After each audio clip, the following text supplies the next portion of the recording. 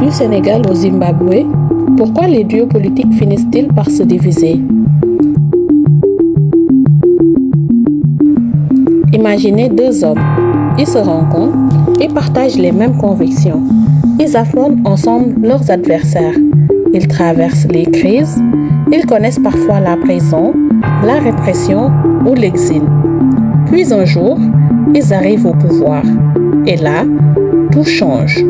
Celui qui était hier un frère de lutte devient progressivement un rival.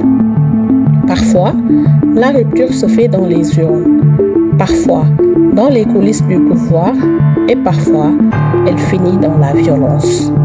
De Senghor à Mamadou Dia au Sénégal, à Thomas Sankara et Blaise Compaoré au Burkina Faso, en passant par Robert Mugabe et Emerson Mnangagwa au Zimbabwe, l'histoire politique africaine nous offre plusieurs exemples de compagnonnage qui ont fini par se transformer. Aujourd'hui, un nouveau duo attire l'attention, celui de Bassirou Diomaye Faye et Ousmane Sonko. En 2024, ils étaient présentés comme deux hommes indissociables. Un slogan résumait leur relation. Diomaye c'est Sonko, Sonko c'est Diomaye. Mais 2 ans plus tard, leur alliance politique s'est brisée. Alors, pourquoi ces duos qui semblent si solides avant d'arriver au pouvoir finissent-ils parfois par se diviser une fois qu'ils gouvernent? Est-ce qu'une question d'ambition personnelle, de divergence idéologique, de rivalité institutionnelle? Ou est-ce simplement que le pouvoir révèle les différences qui étaient jusque-là cachées par un objectif commun? Aujourd'hui, sur Afrique décryptée, nous allons remonter le temps pour tenter de comprendre ce phénomène. Et surtout, nous allons nous poser une question. Le problème vient-il des hommes ou du système politique lui-même?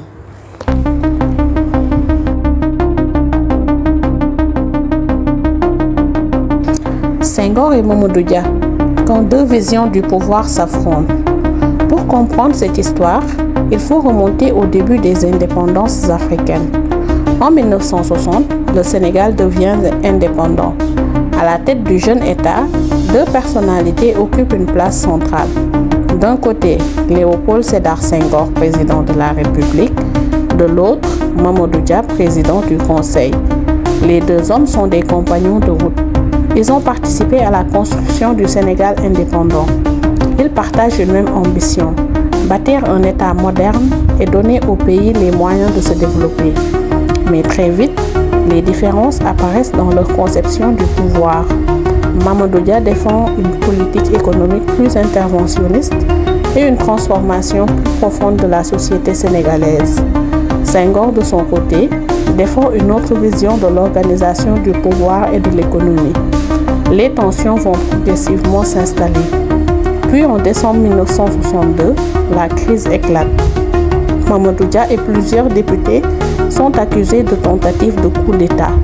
Il est arrêté, jugé et condamné. Il passera plusieurs années en prison. Le Sénégal entre alors dans une nouvelle phase politique. Le système parlementaire est profondément transformé et le pouvoir présidentiel est renforcé.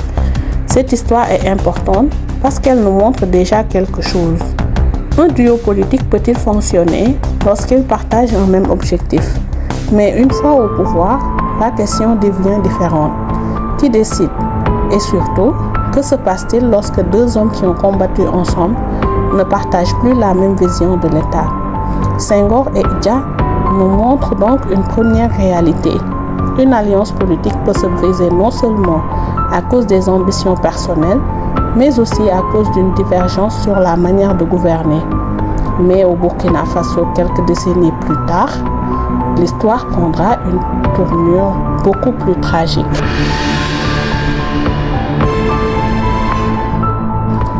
Sankara et Compaoré, 2 frères d'armes, une rupture tragique. En 1983, Thomas Sankara arrive au pouvoir au Burkina Faso. Il est jeune, charismatique, révolutionnaire et il veut profondément transformer son pays. À ses côtés se trouve un autre officier, Blaise Compaoré. Les 2 hommes sont proches. Ils appartiennent au même cercle militaire. Ils partagent une partie de leur parcours et participent ensemble à la prise du pouvoir. Pendant les premières années de la Révolution, ils apparaissent comme des alliés. Sankara devient le visage de la Révolution. Il mène des réformes ambitieuses dans les domaines de la santé, de l'éducation, de l'émancipation des femmes et de l'autosuffisance. Son discours dépasse rapidement les frontières du Burkina Faso, mais son style de gouvernance et certaines de ses décisions suscitent également des oppositions. À l'intérieur du pouvoir, les équilibres deviennent de plus en plus fragiles. Et puis vient le 15 octobre 1987. Thomas Sankara est assassiné lors d'un coup d'État. Blaise Compaoré prend alors le pouvoir. La rupture entre les deux hommes devient définitive. Pendant près de 3 décennies, Compaoré dirige le Burkina Faso. Cette histoire est l'une des plus tragiques de notre sélection. Elle montre que lorsqu'une alliance politique ou militaire repose principalement sur la confiance personnelle entre deux hommes, sa rupture peut avoir des conséquences considérables. Mais elle montre aussi une autre chose. Dans certains systèmes politiques, les institutions sont parfois trop faibles pour empêcher les rivalités personnelles de devenir des crises nationales. Et c'est là que se trouve peut-être l'une des plus grandes leçons de l'histoire politique africaine. Lorsque le pouvoir repose davantage sur les hommes que sur les institutions, la succession devient souvent une question extrêmement sensible. Mais cette logique ne concerne pas uniquement les présidents et les chefs militaires. Elle peut également se jouer au sein même des partis politiques.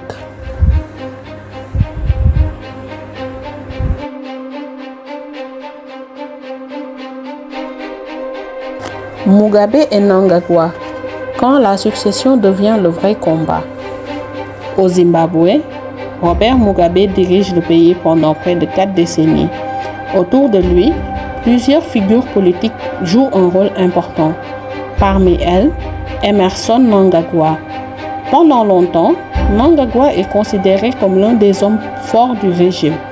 Il occupe plusieurs postes importants et devient vice-président.